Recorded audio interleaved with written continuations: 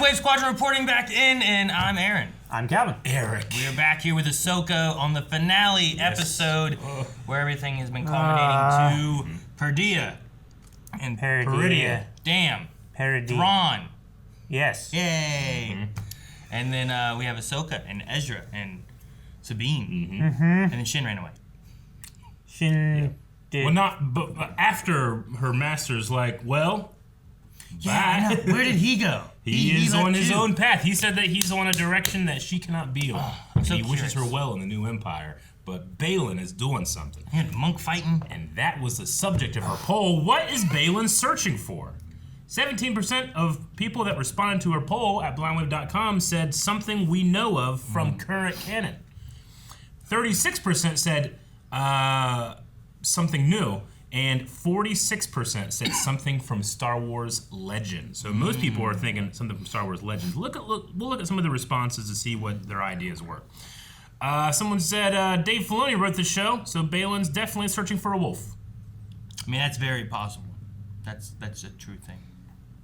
That's always the answer. He does that a lot. Regardless of what else he's looking for, it's for stepping stone. The Grisk. Okay. The Grisk, I think, are in the unknown region of our current galaxy, but I don't we could think have that something would here. connect to a force thing that Baylan's Agreed. sensing, though. I have no idea where this is going, so I voted something new. Whatever happens, though, I'm all here for it. I like to hear that. I think he's looking to destroy the Force itself. That sounds like a bad idea. Why And not? I know it doesn't work. It did awaken. Maybe he destroys it and then he's awakening. Maybe, okay. I have no fucking idea. Screw it. Abeloth. Abeloth from Old Legends. I think it could be an ancient Sith temple. Yeah, we have one person saying Bendu. We have some people saying maybe like Mortis and the Force gods, maybe the priestesses and the wellspring of the Force. There's a lot of different things. Bendu is interesting just because it does have that connection with Thrawn specifically. But what's the connection with Baylan? Why is Baylan hearing that call? That's interesting to What's me. the call? Why just strong? So there's a lot of questions. We'll see what is answered in this episode for this first season. But you know what? Not everything's going to be answered. You got to have patience. Baylan said last episode, right? He said, Have patience. yep. Impatience for victory will guarantee defeat. So we're not going to be able to get everything done in this episode or even in this reaction video. However, tomorrow we have our Star Wars podcast Badonkagonk going on. We're going to be talking about various things like A New Dawn, which is a book about Hera and Kanan Jarrus. Pretty appropriate for what we've been seeing so far. We're also going to be having a Kanan discussion about like maybe some of the top moments of Kanan so far. I say so far because you never know when you're gonna get new stories. True. And then also we're gonna be having a really big, awesome Ahsoka Q&A live. So make sure you guys are right here on Wave Squad. Make sure you're subscribed. And tomorrow that's gonna be popping up around 3 p.m. Eastern Standard Time. So come over, get your questions in about Ahsoka that we don't get to address specifically in this video. Maybe we'll let it like stew a little bit in our heads before we can really bring out some big questions about the future of what these stories are. So come over. we're going. We're going to have a fantastic time, and it's always cool to be there live because, literally, we'll answer as many questions as we can. All right? Yep. You ready? Yep. Let's do it. Yep. Jesus. Oh my God. There is little the Jedi can do to stop us now. I've watched many an Imperial officer make the same assumptions about the rebellion. Even I fell victim to the heroics of a single Jedi. Never again. Come forward. I'm gonna bless her. I feel like they're gonna do something to her. She get hulked out. I was gonna say she's gonna get Savage oppressed. A gift.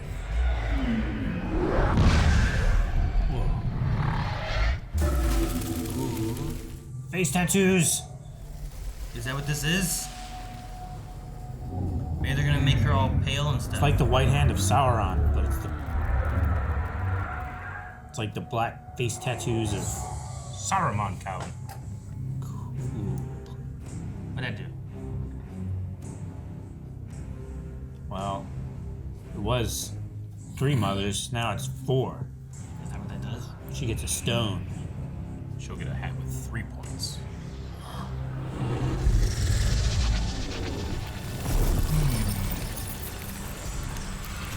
Oh, is it a blade like Mother Talzin used against Yeah. Weapon? She fought with the spear. Fuck yeah, it is. This is the goddaughter of Bruce Lee. The blade of Talzin. Oh, Talzin. the blade of Talzin. Cool. That's awesome. Definitely can resist a lightsaber. Nah, that sounds ridiculous. It's Night Sister magic. Thrawn's like, It's There like, goes the 2 ties. 2 ties. I love that shot. That's so cool. He's like, fuck yeah. My companion just got leveled up. Jedi, the Witch, and the Warlord. Holy shit! Chronicles of Narnia reference.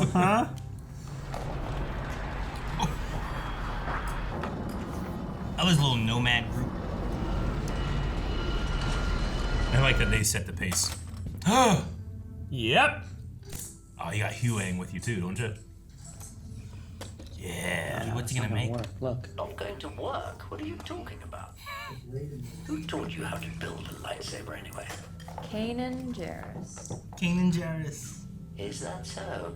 Yeah. He was my master. And I taught him how to build a lightsaber. What? Of course. Now it all makes sense. Oh, dude, that's Kanan's. That's it. It looks just like it. Yep. I had 2 of those. Kanan took the one, the other I held onto in case he ever needed it. It is proper that you should have it. It is. It is so proper. I love that. Emitter's too narrow. We got it right up here. Yep. Fuck, that's so cool. What color? Blue? I want to go blue. Yes! Well Matches your done. eyes, Ezra. That's a good sky blue, too. What happened between those 2? What did I miss? Yeah, I need to know that. At the end of the war, the Empire purged the entire surface of the planet, killing hundreds of thousands. So it was part of Operation Cinder? I guess. At the time, Ahsoka felt that if Sabine unlocked her potential, she would become dangerous. So Night of a Thousand Tears was Operation Cinder. Huh. Said it happened at the end of the war? That's what he said. Hey! Let's go! Just finished. There's those 2 ties. As you find them, engage. Oh no. We've lost the stabilizer. Man. Keep it up! Oh, gosh. Get out of here, people! Now!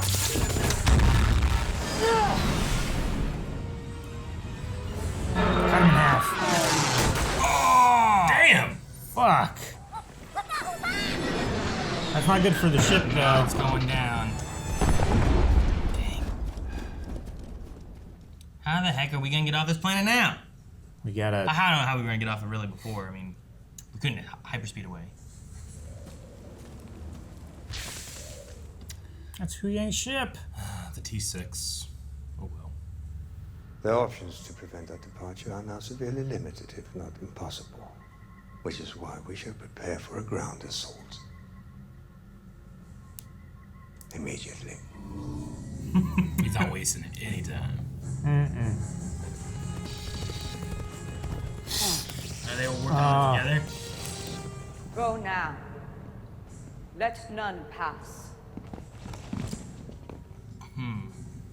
They were made aware. They were.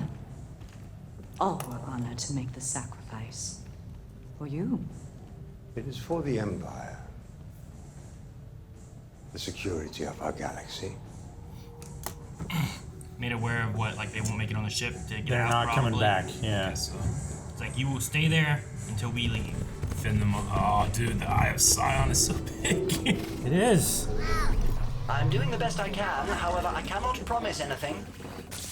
You've kept her in the sky longer than I've been alive. Do not wait for me. I hope he doesn't get left here. Turbo laser fire! Destroy cities! It is, but they're not insanely accurate. They don't really need to be, though. No. Ezra! The gate! Sabine! Help out!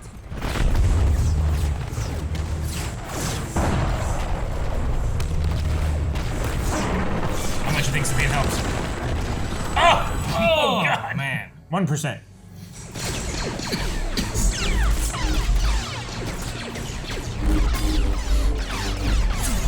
It's cool. And they all have different colors, too. Fall back. Draw them out. I like that Sabine has to rely on Beskar a lot more. Sabine! Blasters! Switch out. Using it as a shield. Go, Ezra! Aw, man, I miss Cannon. The kid Yeah. just slingshot move. Oh, that's Cool.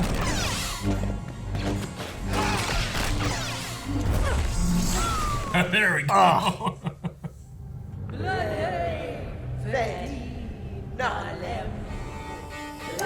Yep. They have the blessing, too. Yep. Oh, look at the eyes are Oh, green. that was cool. Yeah, because there's Death troopers. I'm not going down. You get shot, don't care. It is zombie-like. Oh my gosh. Fallen Order move. No, I'm bite you. Careful! Trust. Force. Alright, Sabine. Good job, Sabine. When she's protecting someone. Alright.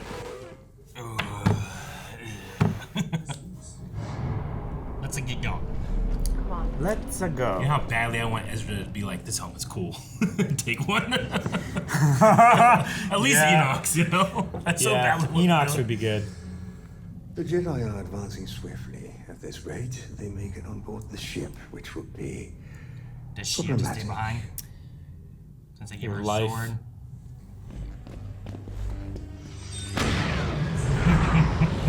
That's a cool ignition. Lightsaber throw. Yeah. From behind, right? I feel like her job should have been to stop them for as long as she could, not let two of them go by. Whoa. Maneuvering the magic is neat. Yeah, I love the great sparks and the lens when it comes out. And she can hold the one part of the blade too, which is cool. She's, I like her she's movements. the best fighter in the show so far. Yeah. That's amazing. That's incredible. She can give, hey, Such intention. I like this. Rosario's doing great too. Look at that. I like this weapon better than when she used the pole arm. Yeah. Yeah.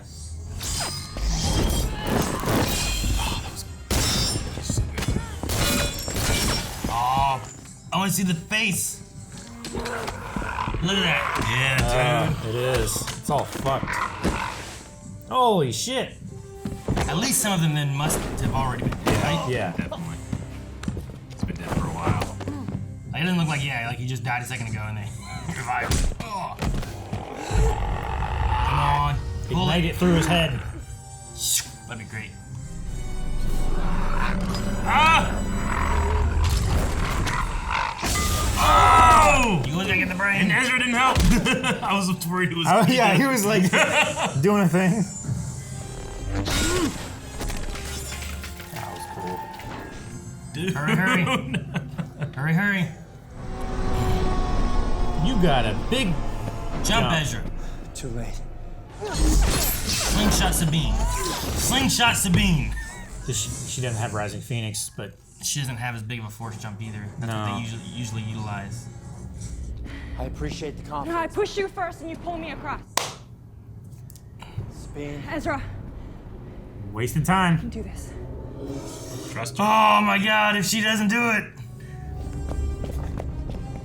I push you, you pull me.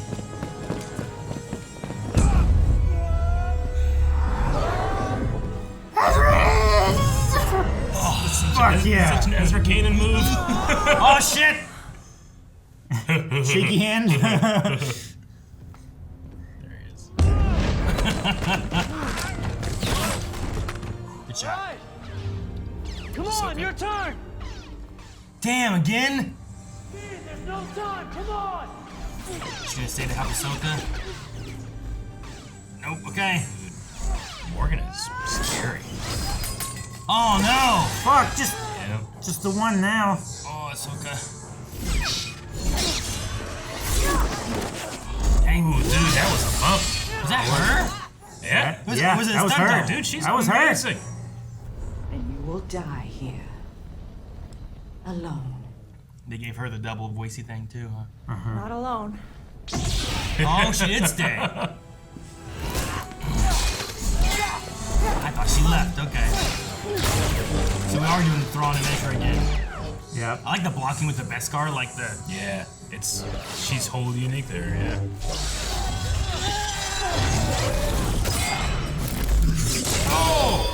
Oh, both. Yeah, the two-color. I love how the sword, like, deignited when it cut her. Damn it. Maybe Huyang will make it. Reinforcements have been dispatched to your position. 757 here. Copy. Thanks for the heads up. That's so Ezra. He's gonna change He's gonna clothes. switch outfits. Yeah, it's a classic Ezra move. He's like, I've been gone for a while. I'll just use the same methods I used to use.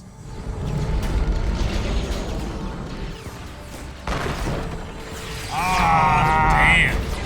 Fuck. You gotta get on that ship, that's your only way. Catch him. Oh man, I didn't realize how fast they got up there, man. Crazy looking. It's got crazy engines. I guess. Like, I felt like it was just down there shooting that tower. Perhaps this is where a Ronin such as you belongs. Today, victory is mine. A free samurai. Long live the Empire.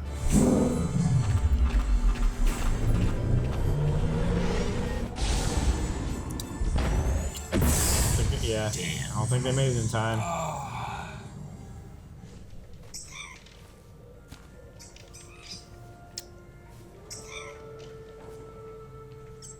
How did you get here?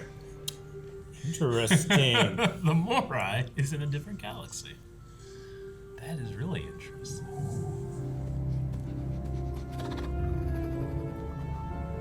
These the Bandits? the bandits, yeah.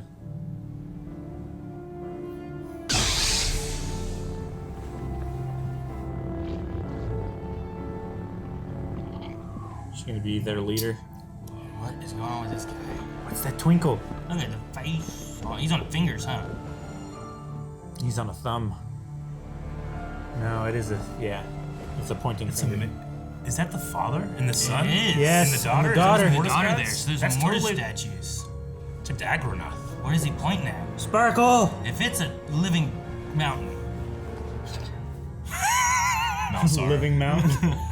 Yeah, it's an old Legends thing.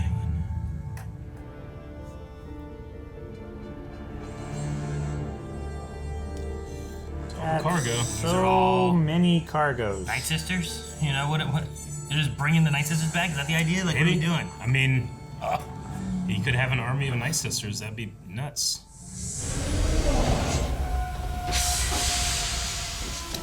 Having Ezra here should be proof. He did get out. He got a helmet, yeah. You recognize them?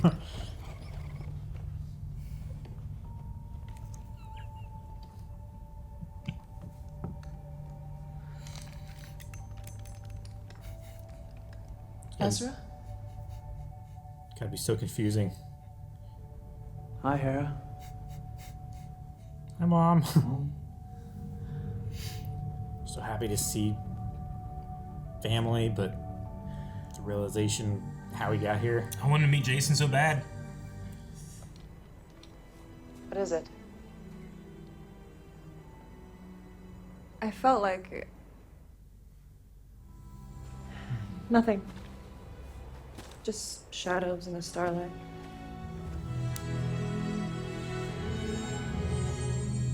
What did they see?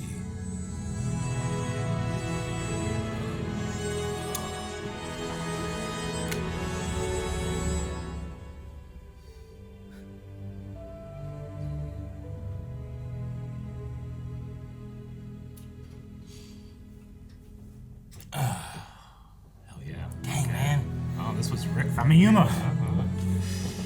All right, that was our reaction. We're going to be going right into the discussion. Also, remember, we're going to be having Badonka tomorrow, so if you have any burning questions, you guys need to come live and watch that and submit those questions. And subscribe because pretty soon on the channel, too, I'm going to be going through Jedi Survivor as well. So there's going to be some great stuff happening at Wave Squadron. You don't want to miss it. Right now, though, let's discuss this episode. I have one great disappointment.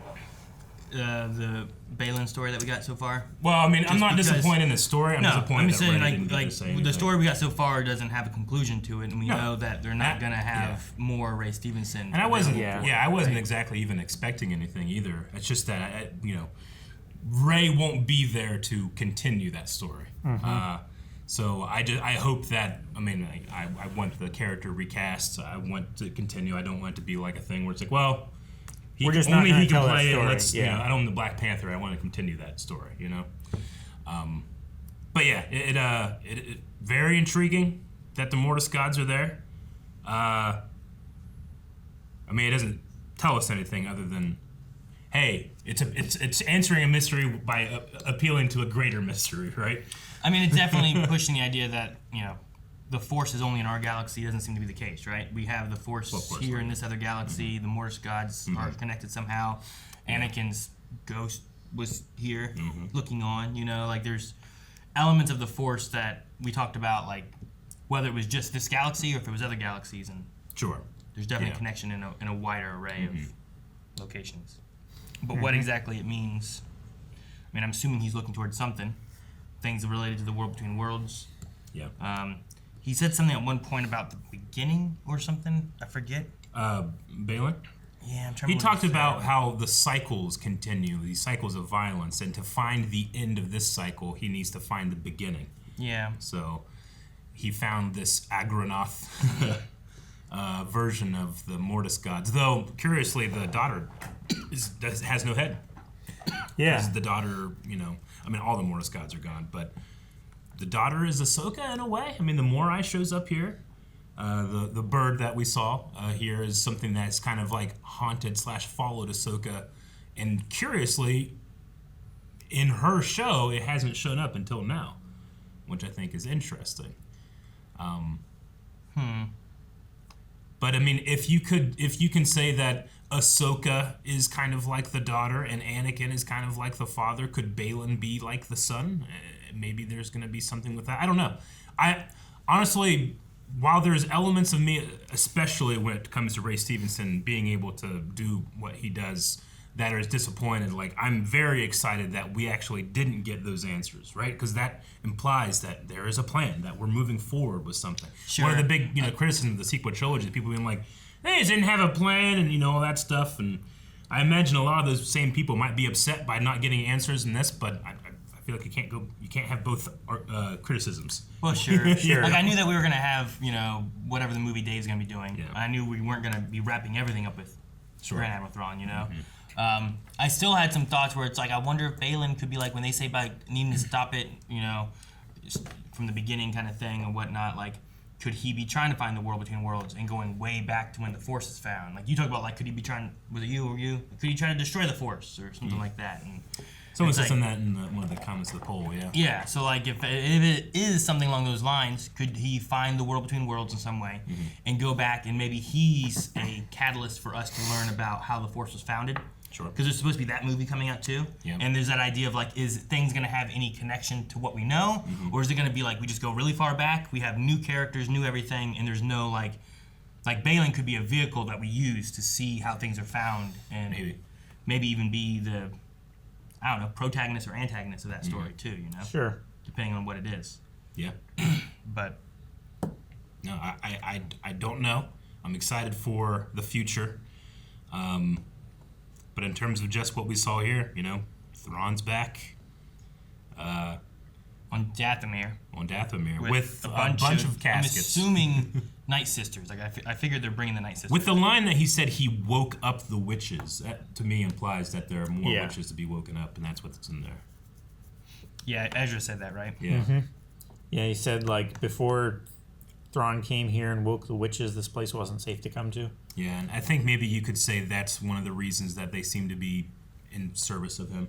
Like they owe him. It makes more sense that way, because I was like, why are they listening to him?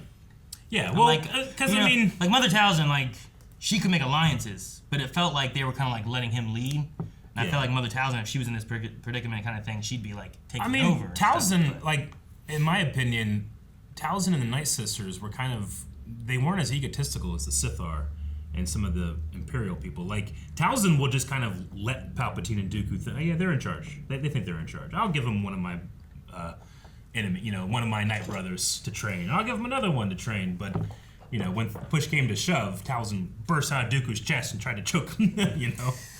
Yeah. So I think that the Nightsisters, like, you know, they could very well have their own plans and their own goals and stuff, and it's just right now it's aligned with Thrawn, but maybe later they won't be. I don't know. But if Thrawn is trying to create a new empire out of the shadow of the others, I mean, the Nightsisters can be his replacement for Vader, his replacement for the Inquisitors, his replacement for the Jedi. You know, you could have each one of those caskets in command of a legion. You know, it would be nuts. I'm not really sure exactly what they're going to do with it, but sure, he's back. I wonder what this does for Merrin. Like a lot of her stuff, especially from Jedi Jedi Fallen Order and Jedi Battle Scars. Like a lot of her things, like being the last, you know, Night Sister, and that there are no others, and you know, kind of being lost with that kind of stuff too. Like this here, you know, if she's around at any point, you know, at this point here, like, what does she think about all this? You know? Yeah. I mean, I can't speak to anything that she did in Survivor, which again, make sure you guys subscribe because I will be going through that here in about a month or so is when I'm going to be starting. But it's also it's pretty extended time that between that. And sure, as I'm too, saying, like right? if she is still around or anything during that time. Yeah, I mean, yeah, I'm not really sure. Merrin is pretty capable with the flame. What do they call it? Like she refers to it in that book as like the flame or a fire. The green magic. Yeah. There's something specific, but like in terms of like what we've seen, she is way closer to Talzin than what we've seen from the Great Mothers. Yeah. Well, surely Merrin couldn't be the last because, what's her name? Here that led Morgan. to Thrawn. Morgan Elsbeth. Yeah, but there seems to be something different. I feel like with her as well. She's more like undercover. Morgan kind of feels like a cultural Night Sister in a way. Like she practices, but it felt like she like once the Great Mothers contacted her, she like went more into it in a way. Is what it kind of felt like to me. Yeah, because I didn't even feel like she was a Night Sister the first time we met her in Mandalorian, and then here in this series she looked more like a Night Sister, and then they did the burn thing and like emphasized, inducted her into the sisterhood. The bladed Talzin thing is cool. I wonder if they can do that for all of the other sisters that might awaken. You know, I wonder if Talzin is directly related to Mother Talzin, or if it's more of like a title. Well, a title or like a you know, like you could have a god and like there's people named after something else, right? There's like you could have a clan, maybe. Sure, yeah. Yeah. So I was just wondering, like when they said the Blade of Talzin, I'm like, okay, I'm thinking of Mother Talzin, but maybe it has something higher that it's meaning, and she was just like a part of that or named after it or whatever. Either intentionally or coincidentally, it also kind of reminded me of the blade that they find on Mortis. That Obi-Wan wields to try to kill the sun that ends up killing those gods. Or Celestials, or whatever you want to call them. I'm trying to remember what it looked like. Yeah, Did it have a fire? It didn't. It had certain effects to it, but it kind of had that like materialization look to it. It was a lot more like pyramid shaped in its blade, you know. But I just, you know, in terms of magical blades. There are now 3 that I think of. The one that Talzin had, this one, and the Mortis one. And then I suppose you could say maybe Savage Press's like axe thing that he used for a while. That it was kind of enhanced too. Thing. I'm glad that Ezra made it back home. Yeah, that was but sweet. We also like lost Sabine and Ahsoka. They're still here on this place. They- Which I mean, Shin and Baylan are too. So I assume the idea is like those 2 and these 2 are still here. Yeah. And then maybe Ezra. I mean, having Ezra back should hopefully shed light to that stupid councilman. Yeah. Right? Of like, hey, look, Ziona. here's Ezra. You know? Like, we were telling some truths. How did you get back here, Ezra? Right. Like, well, I rode some whales to another galaxy. And Stole this guy's uniform. Ahsoka and Sabine showed up, which one rode a whale here, and the other one rode a big giant ring that they made to carry a Star Destroyer. Yeah. Oh yeah, and there was some fallen Jedis that showed up, and some real Jedis, and I'm a Jedi. You know, like just that guy. All the things he complained about, and just like I don't know. We'll see what they do. Hopefully, it gives. I mean, it opens the idea of like if they do the movie, if they do it like Heir to the Empire kind of idea, and you have Thrawn. Now you have like here's this little rebel force. Yeah. I don't know, like whatever Mon Mothma will do with it or anything, but maybe Sure. even like you get the mentions of like Organa, like Leia leading it and Organa. stuff, you know. Yeah. The leader of the defense force or whatever. Yeah. Some great moments in this episode. I loved Huyang and Ezra completing a lightsaber for him. I love how quickly he was able to do it. Ezra's probably been thinking about it for a long time. Yeah. And then the emitter of Kanan. Like it's not Kanan's emitter because technically the last time we saw Kanan's lightsaber, was it in Thrawn's possession? Right? Like it blows up and he like they recovered he has it from the wreckage, right? Yeah. Maybe that's something Jason will wield one day. I don't know. He dropped it, I believe, fighting Rook, right? Whenever he was saving Hera. Yeah. And then he was blown up at the big ball. The fuel depot, yeah. And then I don't know if they ever got it back from there, did they? From it falling? I have a memory of Thrawn having it. That Thrawn had it? I might be wrong about that though. Okay. But either way, like it's still out there. Like it's not that was the emitter of, you know, he said like there's 2 of these things, so. I had 2. Yeah, I had to. It kind of Kanan reminded took me, one, and then there's a little like Harry Potter in there. It's like, oh, Yeah. there's 2 phoenix tail feathers from this one phoenix, and you just so happen to have the other. Yeah. That's what it kind of reminded me of. But it's a very sweet thing. I also, if you go that way, if Thrawn still has it, like maybe you can do it where like Thrawn tries to fight against him with Kanan's saber while Ezra has his new saber. The thing I was kind of hoping for that would be nice is that like we have Sabine and she's training from Ahsoka, but like Ezra doesn't have an apprentice. Maybe little Jarrus. Yeah. You know, and then Totally. maybe he gets a saber that looks like his dad's. Yeah. Sure. You know, and then Ezra makes a new one or something. I mean, Ezra still has no idea that Jason exists, even with that scene there. I also think it's so Ezra to keep, like he's gonna get the drama out of this. He kept that trooper outfit on the whole drive there. Yeah. Just to make a, you know. I love that he got a chance to be like, all right, copy. Yeah, that was like so- it just reminded me of Thanks for the heads up. Rebels and stuff, Yeah. you know? In terms of like all of the casting they had to do to bring those characters to life, you know, Lars Mikkelsen is easily the one that, I mean, it is him. But in terms of new casting, the guy that plays Ezra, like it's a 10 out of 10. Sure. Yeah. Like you can say nuts. like, well, Lars, like he Yeah. voiced him, so he kind of had that leg Yeah. up, right? Yeah. But Like I think It's an unfair comparison in that case. I think but- that he looks like Ezra. I think he Yeah. talks and sounds a lot like Ezra. Like the cadence and stuff is great. I personally, I mean, my only real gripe with the show, and it's not that big of a deal, is I do feel like the contact lenses that they've used for Ezra, for Ahsoka, and for Hera are a little too intense, and it's hard for actors to have their eyes shine through those, you know? Ezra's, I feel like, that is the color his eyes were in the show, but they're a little too vibrant, but they look great with that blue lightsaber. Yeah, they do. Yeah, they do. Yeah. But yeah, man, he's perfect. I don't know the actor's name, but like it's the best casting so far. Do you think the little thing that like Ezra earlier, maybe not, but he's like, this blade emitter's too narrow. Was that like a little like kind of nod to like Rebels having their real thin lightsabers. I don't know. You know? Maybe. I don't know if that's a thing or not, but it's what I thought of. Like, if he complained about it, it's got to be bad. We got a tiny bit more information about what happened to Sabine's family, and it does seem like, I'm going to guess, the Night of 1,000 Tears is what they're talking about, and that would have, clarifying the timeline a little bit, that would have happened at the end of the war. So Gideon probably did that at the end of the war, which is real shitty. Mm-hmm. But that would probably be connected to Operation Cinder, where they just were glassing planets. Yeah.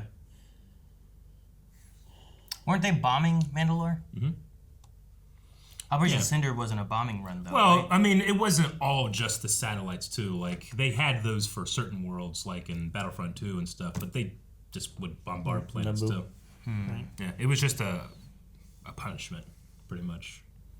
But I only bring it up, I mean, because it was the thing that happened when the Empire realizes they've lost the war. So when they say this happened at the end of the war, I mean, that's at least a time frame. So if it's not connected, it's pretty close. Sure, no. I'm trying to remember what happened and what we knew of Cinder. Because Battlefront 2 visited it, and that's the same thing that... in the Aftermath books as well. Yeah, but isn't that the same thing that... shoot, what's his name? Bill Burr? Mm-hmm. He was talking about it, right? To the one dude? But Yes. dang, what's his name? Yeah, his name is... It starts with an M. Maze. That sounds right. Miggs Mayfield. Mayfield. That's what it is. That's what it is, yeah. But, like, he was talking about it, too. And I don't figure he was talking about Naboo. So, yeah. But I don't know. Even the one that he talked about, I guess I always pictured the electric things, but it could have just been a lot of other stuff, I suppose. Mm-hmm. I thought it was, like, a certain weapon style that he made to be around these planets to Yeah, do stuff. they primarily use those, but there's other elements of Cinder where they're just destroying things. Was there? Mm-hmm. Was that from Aftermath, or...? I think so. Okay. Yeah. I haven't read that book. Mm-hmm. A lot of Aftermath stuff was covered in, or was stuff I saw when I was studying for Schmodown. It had a lot to do with sequel trilogy stuff. Could have also just, like, melted the hell out of it, like, with that mining machine from Rebels. Mm-hmm. Yeah, sure. With Anakin's ghost at the end, Mm-hmm. like, is that meant to be, like, he's watching over Ahsoka? Is that meant to be he's gonna be here kind of like Qui-Gon and Obi-Wan eventually were, right? When he finally got reconnected to the Force and rebalanced and whatnot, like, Qui-Gon was there. Is it gonna be more of, like, training things that he can do? Communication or anything? I don't know. I'm wondering what his reason for kind of being there is. I don't know. Maybe it's more I was connected always there, to, like, the... You just weren't ready to see. It was more connected to, like, the Morai and the Mortis gods and stuff. Maybe. 'Cause there was a role that they were supposed to take. They never did, really.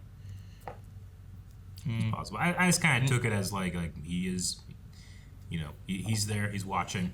I mean, it could be closer to, like, Return of the Jedi. Like, at the very end there, the three show up, and they're not... I don't know that they necessarily do anything, but then Yoda shows up again later on, talks to him, like, page turners, they were not, you know, like, that kind of stuff. And it's like, well, he's been around then. You must have been able to talk to him. So I just wonder if that opens the door of having more Ahsoka talking with Anakin or maybe anything like that. Sure. I never want that to feel like, you know, like an open channel you can just click on anytime you want to. You know, I always want it to. It needs to feel mysterious. It needs to feel mystical. It needs to be, you know, it's not a phone call. It's very rare that type of thing happens. Would that not be like here? Yeah, I'm just saying, like, if we're gonna continue that, like, I don't want it to be just happen all Overplayed. the time. You know. Obi-Wan did it all the damn time. He did. Yeah, sure. Yeah, but I mean, that's one of the parts of the OT I don't love as much. Oh, really? Let's go to the Dagobah system. Well, because I mean, Lucas also had the idea that, like, you know, Obi-Wan was like every time you saw him, he got more and more like physical, and then there was the idea that, like, he was going to return from life, which is not my favorite. Well, he didn't do that though. I know he didn't, but I'm just saying, like, I that's one of the parts of the OT that I don't love as much is that Obi-Wan showed up a lot, and just to give, like, all right, well, Luke's in, you know, he's in a good talking to right now, you know. And whenever it's more ill-defined, I think there's always, it makes the stories feel more rich to me.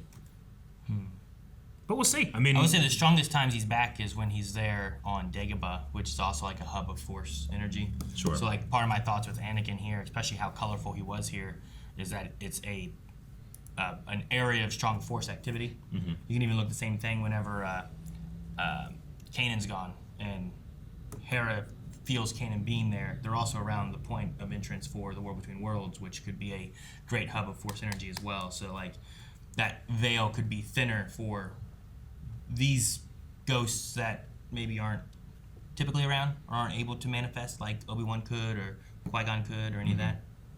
It's also crazy that, like, I know, like, the Force is all connected and everything like that, but Anakin was here on this planet. Mm-hmm. Well, maybe he's there because Ahsoka's there. Yeah, he's something that she brings with him. Yeah, she does carry a piece of him with her. Brings with her, sorry. Yeah. Yeah, I don't know. I mean, I trust Dave Filoni, though, when it comes to that stuff. So we'll see. Yeah. Yeah. There's a weird thing where, like, there's no part of him that is physical, but the Force is very physical. You know? Yeah. See, it feels like there has to be some kind of object permanence where, like, there has to be some transit between the two galaxies. It's also, like, confirming a bit more for those that do need it that what we saw of Anakin this season was Anakin, as opposed to something that Ahsoka was thinking of, or just a World Between Worlds vision or something, and it's not really Anakin. It's just what Ahsoka has in her mind. But here, like, that's separate from her is that spirit. Now, was Anakin choosing only to let himself be seen by Ahsoka, or was she just weak and Sabine couldn't see him yet? Did Ahsoka see him there? I mean, I think Ahsoka did. No, I didn't think so. She did. Did she not? I didn't think so. I mean, yeah, she had turned away by the time that we see Anakin. I mean, it's possible that she saw something or felt something, but they didn't like lock eyes or anything. I thought that she was just like watching him, looking at him, and then Sabine came over, and she was like, "Oh, hey, Sabine." I mean, it's possible. I just didn't see anything that indicated that, but it could be the case. It looks like she's looking at him. Yeah, it is what I thought, but for me, it was kind of almost like at the end of Obi-Wan, where like he's there, but they can't see or they're not ready to see yet. Sure. No. My thought was that they didn't. So maybe. I think if you wanted to communicate that, those aren't the sharp choices that you would pick. But if you're wanting to be maybe more abstract, then you could say, yeah, it might be. Or it might be that she just feels them. She didn't actually see anything. But there might not be that big of a difference between the two. Sure. It's the idea in like Rebels, whenever Hera like puts her hand on like Kanan's like ghost hand, right? Like that kind of moment happens, and like then he like fades away, and her hand's just there. Yeah. I feel like it's a thing if she feels him there, but it's not like she actually touches his hand or sees him at all. Sure. She just like senses he's there. You could have the same idea where it's like she's like Sabine felt like something was there and then leaves. Ahsoka's there and like senses something, but can't actually see it, and then we as an audience see like what it is that they were feeling or not able to see or whatever. So sure. Kind of bummed about what happened with Morgan. I mean, you know, she's a bad guy, so you don't want to go too crazy. But like, for the first time, I feel like I really was like, oh hell yeah! Her fight was really good. Her fight was amazing. So cool. I think it's the best lightsaber fight in the show, barring Anakin versus Ahsoka. But even then, there were certain moments in this one where I was like, I love the movement here. Yeah, it felt like two equally matched opponents rather than a master and a student. Yeah, I mean the Ahsoka and Anakin thing. There's just a lot going on. You know, there's a lot of expression there's inside a lot to of the focus fight on. that's There's a lot of emotion as a viewer. As the characters. Whereas that would just felt like a fight to the death. Yeah, and I really enjoyed it. Sure. I'm slightly sad that she's dead, but the killing move was awesome using both blades. Well, I mean, she could be alive. I mean, if she has the blessing. You know, like some of those other troopers took way more damage and got back up. So How many times did Mother Talzin die? I don't even know if she's dead. She kind of disappeared. But the Great Mothers were like, she's dead. Yeah, they were. So yeah, I think they would know. They're probably a pretty reliable narrator in that respect. But I did like the two burns, and you see like the more conventional orange saber burn, and then the green burn was cool too. Yeah, it was like it was still on fire. Yeah. I wonder if Ahsoka will fix / build a new saber, or if she can like use that blade, or because like she had one blade cut, right? Yeah. So like her short blade. Does she replace that? Does she go to one? Does she use the real blade in her saber? I just wonder what her route will be with that. You know. Yeah. Also, like the styles didn't feel quite as different as like Baylan has that slower, stronger, like almost like a knight feel to him, fighting Ahsoka, who has a little bit more of like I don't know, like an Eastern style, like I don't know if samurai is the right word, but closer to something along like that. I feel like where it's like katana versus like broadsword. You know what I mean? Oh yeah, definitely. And in this one he here, primarily keeps both hands on that saber. Yeah. Whereas here, like it felt like Eastern fighting against Eastern fighting kind of thing. Ezra you know kind of felt a little more like Chinese flowing to him a little bit. Sabine, obviously, like she has fundamentals, but like because I've seen some criticism of primarily Sabine's fighting style, and I want to like shake the person and be like, she's a student, you dummy. She's an old student, right? It's like she doesn't look as good as I thought it should. Yeah. It's like she's not as flexible as she hasn't been doing this as long. She hasn't been trained as Yeah. much, and she started much older than most Jedis that we've seen, right? Too old to begin the training. yeah. I mean, look at I don't think Luke Skywalker has the best fighting style, you know? No. But he also started that at like 18, His footwork and you know? his stance are sloppy. Yeah, he prioritizes holding the bottom of his saber rather than up higher, you know? does. Like, I don't think he's a great fighter, but he's also new to the whole thing, you know? And then half the time had to train himself. Yep. So I feel like Sabine, for what she is, which is a Mandalorian and a great warrior, holding a lightsaber, which is a tricky weapon, I think that she does pretty well. I love when she did like the blaster saber kind of style that she was working. It was almost like she was using like a sword and board style, because like she would use this arm, I feel like primarily as like a shield, block and stuff, yeah. and then she had the sword in her strong arm. Yeah. Yeah, no, I think it would be awesome to give her that like Mandalorian hollow shield. It would be so cool. Like Did she have it all during Rebels? Was that just Bo-Katan. it was Bo, yeah. It was Bo. Yeah, Sabine never really used that type of thing. I wish she had a jetpack. I would have made that a lot easier. Yeah, right? That jump. Yeah. I'm glad they kind of brought back the slingshot jump a bit. Yeah. No, that was good. That's a cool Rebels callback. Yeah. And, I wouldn't have waited quite that long And we saw until growth. he's going down. Yeah, right. We saw growth too of Sabine's force sensitivity, force powers and stuff, you know? Yeah. Before it was like she couldn't do anything. She got stabbed in her first fight, right? Like, and then we go on and it's like now she summoned the saber. She force pushed Ezra. Yeah. No, we joked about it, but I just kept anticipating like Ezra like getting it for her. But no, that's the first like overt, for sure she used the force there. I think in so. terms of like telekinesis or Yeah, I think of anything, a really. more powerful form of being able to connect with the force. Yeah, I mean, like you could say, like maybe she's had bits of like Anakin pod racing, right, where it's like not quite as noticeable, but Yeah. she has instincts of like flying or whatever. But yeah, that's the first one I think that she's really moved something or done something like that. Because she was trying to cup at one point, right? She did something earlier that was like she couldn't replicate it, right? She did something in a split second to save someone, but then like she couldn't do anything else afterwards. Not that I can think of. I mean, most of the stuff that we've seen, it's like she could have, but she also could not have. Like when they're trying to get to the door and they're opening the door, Ezra, Ahsoka, and Sabine are all having their hands up, and you could say like It's hard to measure who's doing what. it's right? like when you're moving furniture and like the guy in the middle sometimes like I don't know if he's helping. right? He's just making sure it doesn't bump into the wall. Yeah, exactly. They say, hey, take your hand off real quick. Yeah, nothing changed. Okay. Yeah. But that last one was the. So now that we've watched the whole show, or at least this first season, how do you guys feel about having Sabine be a Force user in this? I mean, for me, I don't necessarily care. Like, I don't think it breaks anything for me or anything. Yeah. I'm curious to see where they go with it, which I think is the main part of it. Like, Yeah. maybe she was force sensitive and it was never found, right? Because she was on Mandalore. There's not a lot of Jedi on Mandalore. Sure. That kind of thing, too. So, It's very rare, yeah. but I don't know. I'm not against it, but it just depends what they do with it. I'm I wanted to wait until I watched the whole season before I really like thought about how I felt about it. Like, I'm not convinced that it's something that I wanted or still want. I never felt like Sabine in Rebels was like, you know what she's really missing? Before, you know, like she was such a full character, you know? She had so much going for her already.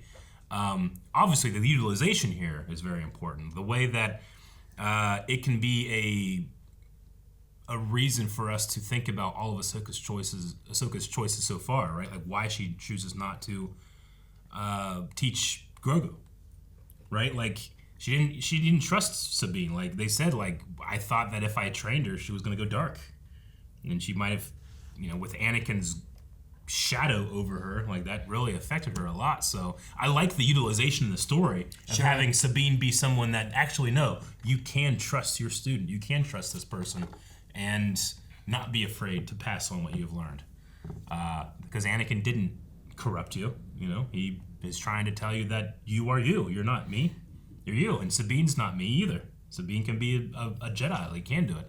I think all those stories are awesome. There's a part of me that still like is a little reluctant to think that was the way to go with Sabine. But I'm certainly open to it, and I've changed my mind on Sabine before. You know. Have you? Mm-hmm. No. Now the first go around, I personally kind of felt like. Like in Rebels, you mean? In Rebels, like she had a lot, you know, like. She was, you know, a Mandalorian and a scientist and created a, you know, like these crazy weapons, and she was getting training from Kanan in a little bit, and now she's also getting, you know, she has the Force. Like she's, you know, you don't want characters to have, you know, what's the right way to say it? Like when you're building a character, you want to like have strengths and weaknesses. You don't want to have like a little bit in everything, right? Sure. So, but I've kind of turned around from that from when I first watched Rebels, and I might turn around depending on the stories that we get in the future with this. Okay. I just never thought of her as scientist. Well, yeah, she creates the weapon, right? Sure. Yeah. I guess I didn't think about that as being like a scientist or anything. I mean, she specifically calls herself. I thought of her more as like just, I don't know. What Mandalorians, things they're known for is typically weapons. Mm-hmm. So like progressing weapon tech. I didn't think the same thing as being like, I guess I was thinking more like, I don't know, different science or something like that. But she definitely knows like explosions and weaponry. Mm-hmm. Well, yeah, I mean, it was focused primarily on weapons and stuff, but like you'd still have scientists create weapons and things. I mean, Oppenheimer's a scientist, you know. I think that's what they were going for with her creating something that specifically targets Mandalorians. Sure. But anyway, we'll see what happens in the future. Yeah. Okay, yeah. Maybe those are things I don't know that if I have anything else really to add to it or anything. Mm-hmm. I don't hate it or anything, but yeah. I get what you mean. Like, there could be other routes, but I'm not against what they're doing. Yeah. I don't know. Yeah. And I don't think she's ever going to be, like, Anakin level power. Sure. It's one thing they've done with this, too. It's not like it's not like all right, you're my apprentice again, and now you just start using Force powers. Sure. It's been a struggle through the whole series up to this point here, right? Yeah. So, and I mean, it kind of goes along like the same idea as Finn in the sequel trilogy, right? Like Finn is the one to wield the lightsaber, and despite not having that ability, but then you know, in the last movie, I mean, they're really good indicators that he does have that ability. Is something that's just manifesting later, and that very well could happen with Sabine. It's just that with Finn, I felt like Finn needed something else, you know, because I felt like a lot of his character and that was about how he was utilized for the Rey character. And then if you're going to bring that character back, let's say in Rey's Jedi Order movie, I think that he should be able to be filled out as more of a Jedi. And there's a lot of holes that I think that can fill. Whereas Sabine, I felt like was more of a whole character. But I'm super open to it still. I mean, and it's the promise of a Mandalorian Jedi that, I mean, to be fair, I felt like Grogu was kind of already on that path. But that might be something that doesn't really come to fruition for 100 years or so. I don't know. Sure, like how long is he going to stay a kid? Yeah. So I get that too. And maybe it's easier, like, to extract Force abilities from someone when there are fewer Jedi in the galaxy. Maybe the Force is like a water balloon. Like you can put a little pinprick in the top, and if the balloon is mostly empty, the water won't get up there and it won't pour out of that hole. But if the balloon's more full, then it squirts out. That was certainly the case when they were coming out with Force Unleashed. It's like, how can they do this crazy Force stuff? It's like, there's not a lot of people using it. Sure. Right now. Like, there's a finite amount of Force energy that is produced. Maybe, but also like in like currently in High Republic, like they had like that one in the first book where like there's a huge like fuel tank heading towards like a star, and it's gonna destroy like the system if it hits. Like it's gonna do a lot of damage. Yeah, it's going like at hyperspace speeds. Yeah, it's doing. It's gonna do terrible stuff, and like they like get out a message, and like the feeling is supposed to be like all the Jedi in the galaxy like focus on this thing and slow it down, push it. They push it just enough so it will miss the star. Yeah. But like there's no one around it. It's just hurtling through space, you know? Yeah. But they all just focus on this one thing just in the galaxy, just, you know? It's going to be like that small on this huge vast galaxy thing, and it's just focusing on that one thing. And it was a magical moment. It's a really cool moment, yeah. But like that's a crazy, strong force power kind of moment. Not like one person pulling out a Star Destroyer, but like for like everyone, a spirit bomb. Like they're not even really seeing that, you know? Like people are like on Coruscant, people are on like other places, like all focusing on this. And don't get me wrong, I'm a hardcore OG Legends fan, but I preferred that way more than I ever preferred. Like, well, Luke can do that by himself. Luke moves the entire Starfleet out of the way so they can get out and stuff. Yeah, like they just made him Superman, and Superman's not the most interesting character. You know? Sure, I like my characters. I mean, Star Wars characters are Arthurian legend characters, and the thing about Arthurian legend characters is they get a flaw and they never get over it. You know, it affects their entire life. Like, despite how they feel about it is different, but that flaw will haunt them forever. That's why I want you guys to play Pendragon. Yeah? It's such a good system. I don't want any flaws. That'd be fun. It's so good. No flaws, Calvin. Flaws are so good, Aaron. I want no flaws. They make amazing role-playing moments happen. But yeah, this was a hell of a season. 8 episodes, I mean, even being longer than some of the others. I mean, I guess Andor was, what, 12 episodes? But they were a little shorter each, I think. But even still, like, it was Kenobi only 6? Yeah, I believe so. But this one had a lot to do. It had a lot to explain to the more casual Star Wars fan. And I think relatively it succeeded in that regard. There's definitely going to be some people being like, what the fuck are those statues? What's that? What's Baylan do? Why is that guy pointing? Yeah. Sure. Because, like, especially if you haven't seen any of this stuff, like, that's just like, what is this kind of stuff? Yeah. And we didn't get a lot with Baylan, you know? Like, for the story of what he was doing here. Yeah, no, so I said in the beginning, I was like, oh, man, this is going to be Ray Stevens' last performance. And it was like... It was 10 seconds. That's all we got. No dialogue. But I can't fault... There's no fault to put at the feet of anybody for that. No. I mean, they fully expected, like, dude, we're going to have this fucking great actor for years, you know? And unfortunately, it didn't happen.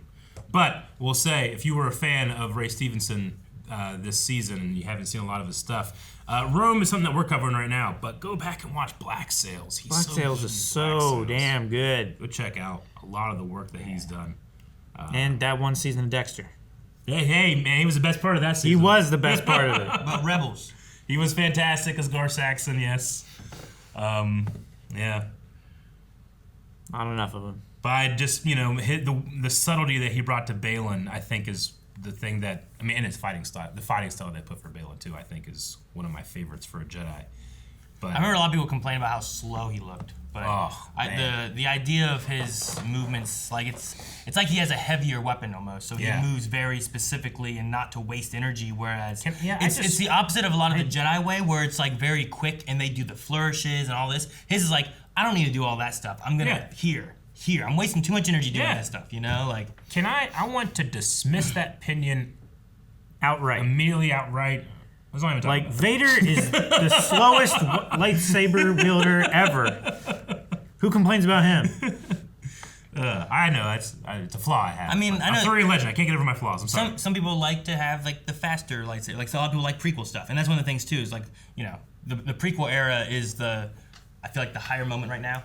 We're not where the sequel trilogy is going to be high yet, and a lot of the prequel stuff is faster fighting lightsaber styles rather than the original trilogy, which was a lot slower and not set up the same way. It had maybe more emotion to it, but less of the speed and intenseness and stuff like that. But It was a lot of strike, hold, so strike, honestly, hold. I think when you take those people that grew up with that, the nostalgia they have for lightsaber fights look more like that. Sure, And more like I get it. what we got from Morgan, right? Yeah. Like we were like, man, that Morgan fight was great, Yeah. but it's a lot of movements and a lot just- of cool I- stuff, and not the specific.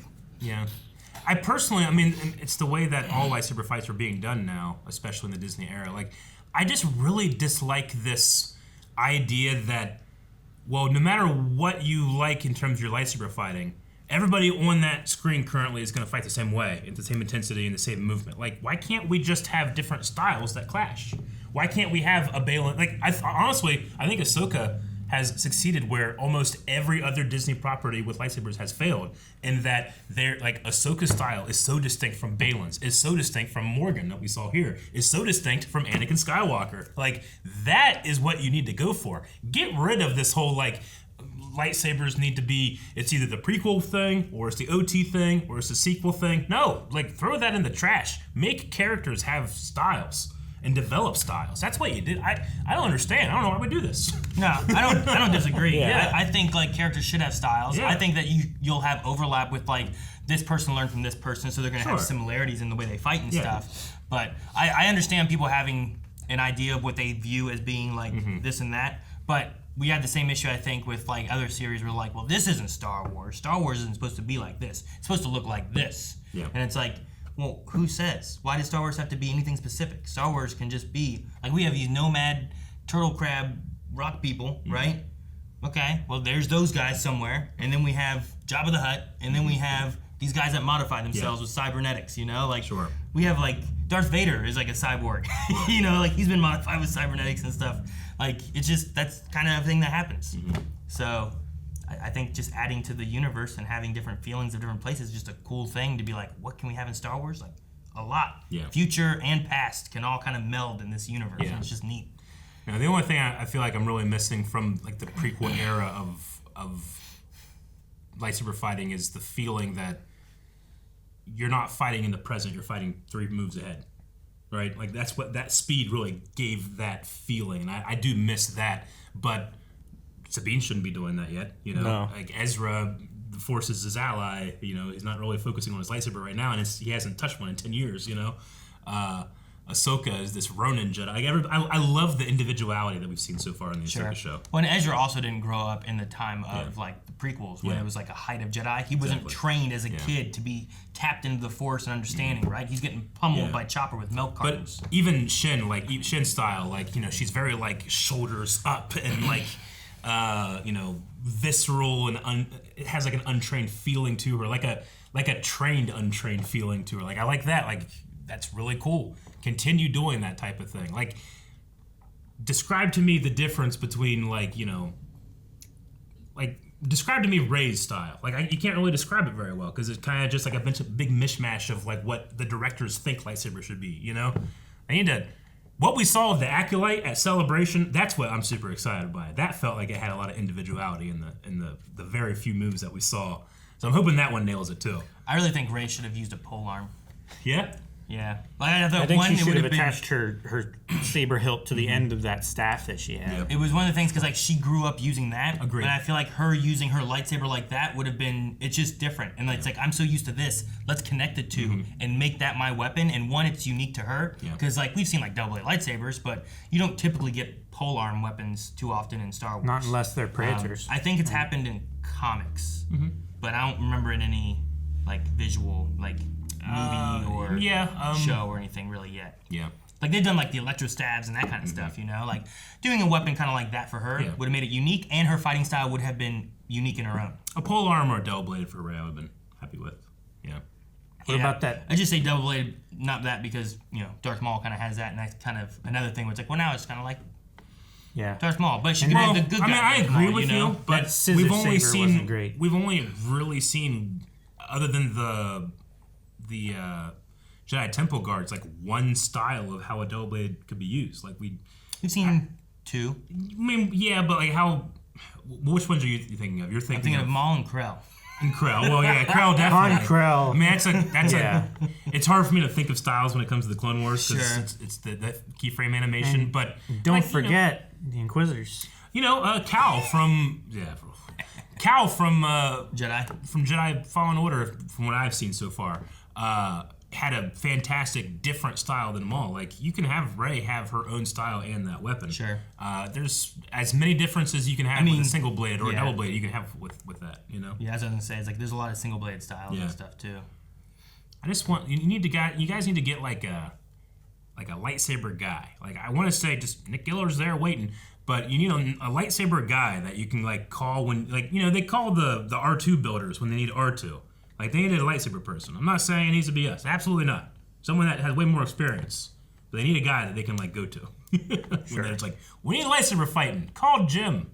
What are ideas we can use? Yeah, and Jim can have like a lexicon or a Bible of different styles and how characters. It would be cool to be like, I am the Jedi lightsaber Bible guy, right? I know. Here's a list of all the sabers, who has them, what their styles are like, what era they're from. Yeah. Like, okay, what are we going for? What do we want? Yeah, we already have this, and this. Like, then you could build like a flow chart of like, well, this person trained this person, so they would have probably these regional styles and this learned style from their master. Yeah, I just think it would become cool this style. Are they primarily attack or are they primary defense? Yeah. Like, yeah. Do they keep things close to the body? Do they go far out with their range? You know, like, you can have a lot of really cool ideas. This guy trained under Baylan. Yeah. So he's gonna have kind of a similar style to him, but they want to use a double-bladed lightsaber. Yeah. What's that gonna be like? He was also at one point defeated by this person, so he changed his style to make up for it. That's why like Iron Man is so cool, because each time he loses, he changes it his stuff so that he never loses the same way. Yeah. You can do that with fighting styles, especially space monks that can see the future. Iron Man's like a Super Saiyan. Yeah.